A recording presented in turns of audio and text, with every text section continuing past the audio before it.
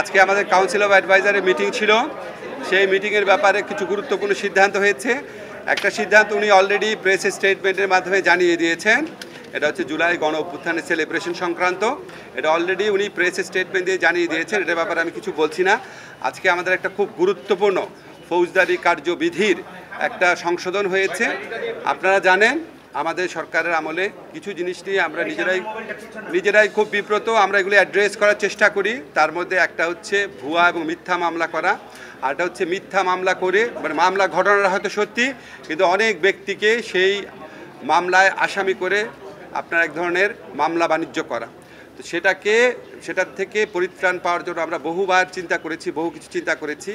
আমরা বাংলাদেশে যারা বড় বড় ক্রিমিনাল লয়ের এক্সপার্ট আছেন তাদের সবার সাথে কথা বলেছি, অনেক কনসালটেশন মিটিং করে, স্বরাষ্ট্র মন্ত্রণালয়ের সাথে কনসালটেশন মিটিং করে আমরা একটা চেঞ্জ এনেছি। সিআরপিসির খুবই গুরুত্বপূর্ণ চেঞ্জ।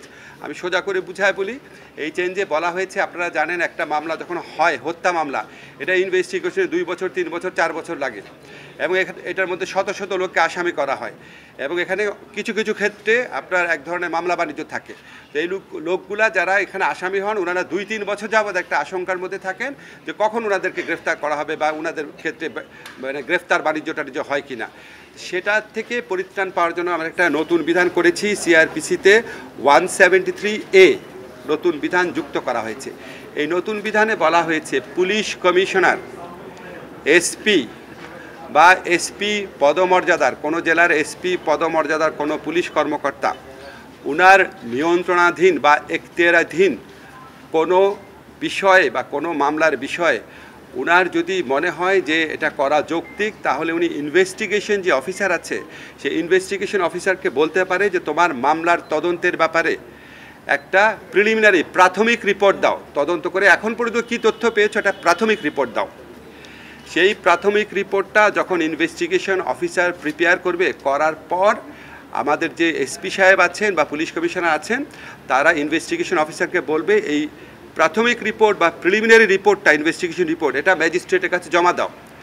ম্যাজিস্ট্রেটের কাছে জমা দেওয়ার পর ম্যাজিস্ট্রেটের কাছে যদি মনে হয় যে এই মামলার মধ্যে 100 জন লোককে আসামি করা হয়েছে, তার মধ্যে 90 জনের ব্যাপারে কোনো অভিযোগই আসলে নাই, কোনো 90 জনের বিষয়ে কোনো সাক্ষী নাই, কোনো এভিডেন্স নাই, কোনো ইনসাফিসিয়েন্ট এভিডেন্স, যা এভিডেন্স আছে সেটা ধর্তব্যের মধ্যে না, তাহলে উনি সাথে সাথে প্রি ট্রায়াল স্টেজেই ওই মামলা থেকে ওই আসামিদেরকে যাদের বিষয় বা যাদের বিরুদ্ধে কোনো সাবস্ট্যান্টিভ বা সাফিসিয়েন্ট এভিডেন্স নাই তাদেরকে ওই মামলা থেকে মুক্ত করে দিতে পারবেন। তা আমরা আশা করছি এইটা যখন কার্যকর হবে, আশা করছি আমাদের পুলিশ প্রশাসন এবং আদালত প্রশাসন ওনারা একসাথে কাজ করে যেই সমস্ত মামলায় আপনার গ্রেফতার বাণিজ্য বা মামলা বাণিজ্য হচ্ছে, অসংখ্য লোককে আসামি করা হচ্ছে এবং যাদের বিরুদ্ধে প্রিলিমিনারি রিপোর্টে, পুলিশের প্রাথমিক রিপোর্টে কোনো রকম এভিডেন্স পাওয়া যাবে না, তাদেরকে আদালত প্রাথমিক স্টেজে, প্রি ট্রায়াল স্টেজে বিচার শুরু করার আগেই ডিসচার্জ করে দিতে পারবেন। তো ডিসচার্জ করে দিলে ভুয়া মামলা বা মামলা বাণিজ্য থেকে অনেক লোক আশা করি রেহাই পাবেন। এবং এইটা মানে এটা না যে তদন্ত থেমে থাকবে, তদন্ত থেকে যাদের বিরুদ্ধে কোনো রকম সাবস্ট্যান্টিভ এভিডেন্স নাই তাদেরকে মুক্ত করে দেবেন, ডিসচার্জ করে দেবেন, বাকিদের বিষয়ে তদন্ত চলতে থাকবে।